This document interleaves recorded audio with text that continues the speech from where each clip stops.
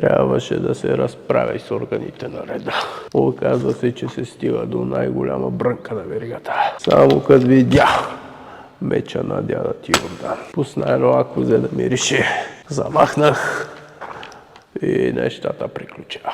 Преследват ме, но както на времето Брус Уейн, така и аз ще бъда знак, но само за тия, които са запознати. Така ме раздухаха тия отгоре пред тия отдолу. Да бъда злото петно, което всички ще мразят и ненавиждат.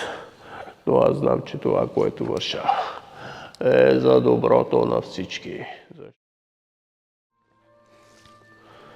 Оказва се, че нещата, на които съм попаднал, се оказват доста по-сериозна пречка за това, което бях намислил да правя.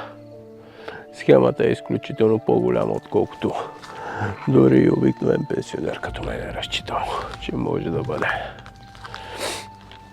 Вчера вечерта, като ходих да се разтаковам с остатъка от малките келешари, които останаха и не са били там и вършат ексцесии в града. Трябваше да се разправя и с органите на реда, които са замесени. И всъщност не са органи, а са такива умрели органи, които само пречат на тялото, наречена държава. Отървах се от 4-5 такива органи, но докато бях при последния, той се молеше за милост и искаше да го пощадя, да му даря живота. Обещаваше ми, че няма вече да бъде така и всякакви врели и некипели.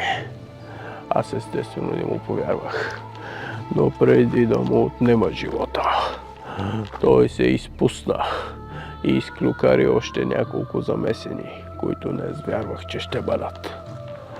Оказва се, че се стига до най-голяма брънка на веригата и са замесени няколко министъра, които знаят за тези схеми, които се случват. Не можах да го повярвам и реших, че трябва да ги наблюдавам.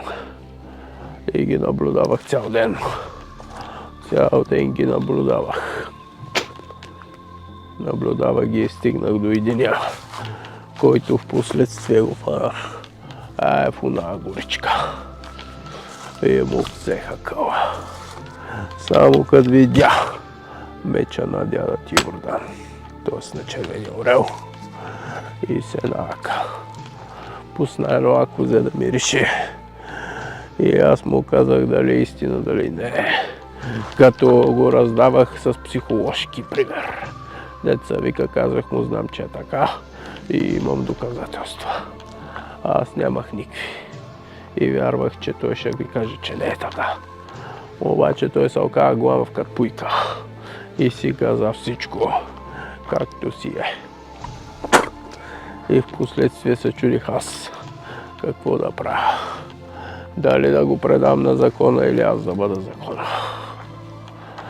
На база моя бекграунд, този живот, който съм живял до сега, реших, че не трябва да го предавам на закона, аз да бъда закона. Фанах, замахнах и нещата приключиха по бързата процедура. И сега се оказва, че ще трябва още 3 министри да заминат. А на тяхно място най-вероятно ще дойдат нови. И съответно по-добре да положа някакъв знак, че те са паднали жертва заради делата си, за да знаят следващите, които ще дойдат, че няма да има прошка. Няма да има прошка нито за тях, нито за техния слугинаж, който се изявява като органи, букуци. Си помислих аз. Кощунство! Си помислиха всички, които видяха крайния ефект, който съм свършил. Но как да им обясня, че аз съм прави, а те грешат.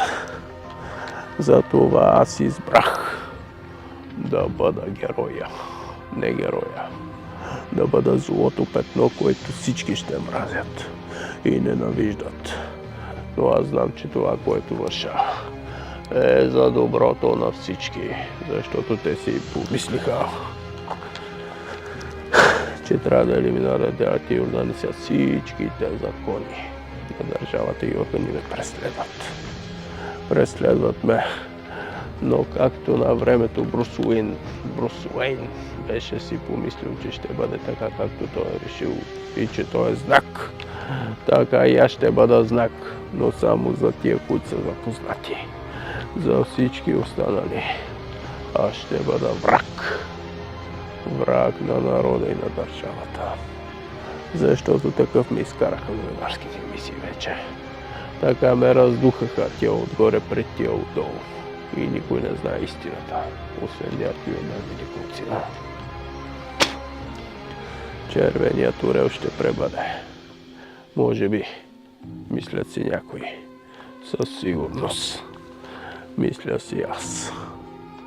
Времето ще покаже. Но през това време моята борба продължава.